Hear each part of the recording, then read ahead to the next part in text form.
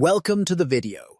Today I'll show you how to turn on the Magnifier tool in Windows 10 using the Settings menu.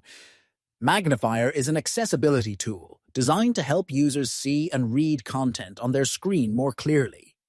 It can zoom into specific areas, follow your mouse or keyboard, and even read text aloud when Narrator is enabled.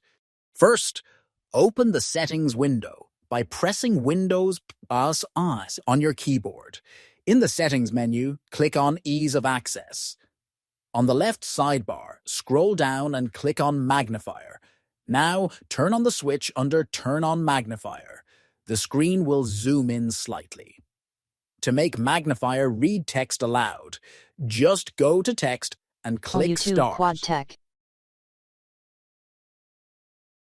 Also, you can change speaker by click on Settings icon and choose Speaker. Welcome to my channel YouTube Quad Tech. That's how to use the Magnifier tool in Windows 10, not only to zoom in on content, but also to read text aloud. This feature can be very useful for users with visual impairments or anyone who wants easier access to on-screen information. Thanks for watching, and feel free to subscribe for more simple tech guides.